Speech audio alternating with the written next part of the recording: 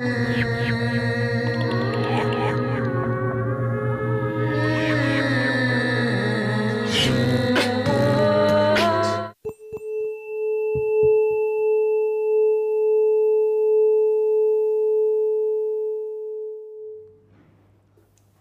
am gwrdd â rhywun heddiw sydd yn iacháu efo cerddoriaeth, a mae o'n defnyddio'r dull yma mwyn gallu creu cerddoriaeth sydd yn gwneud i pobl teimlo mwy eu hunan fel beth sa fo'n galw the higher self.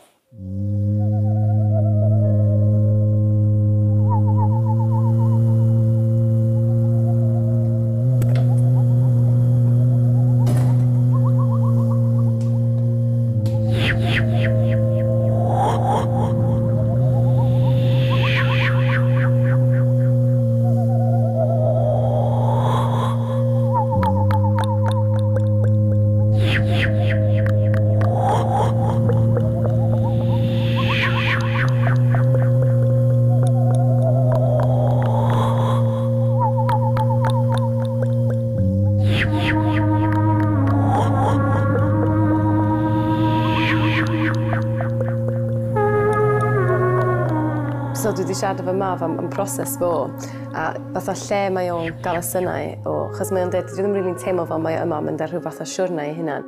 Mae just really yn trio ddim gormeddwl be mae'n wneud, ond yn just yn surrendero yn gyfan gwbl i'r sain ac i be mae pobl mae o'n chwarae i angen ac hefyd i be mae ei galon yn deithio fo i wneud.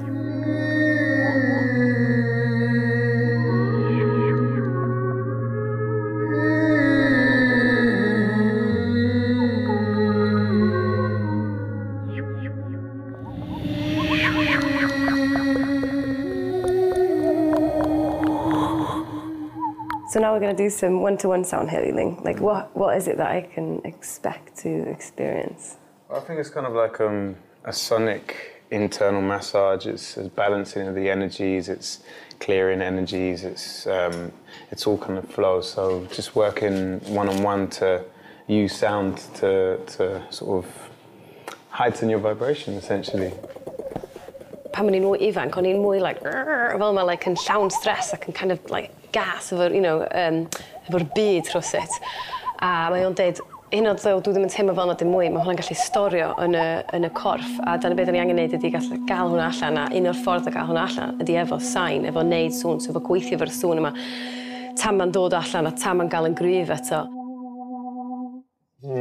Just cyn i fi gychwyn, o'n i'n meddwl lot am like, beth yw hwn, beth sy'n mynd i digwydd, a oh god, i hwn mynd i fod yn like, really weird, dwi'n mynd i fod yn just yn gorfod yma, a wedyn dwi'n gofod deud rhywbeth amdano fo, bla bla bla. A wedyn o'n teimlo fel fod yn like sucio like a thoughts allan o fy mhenni.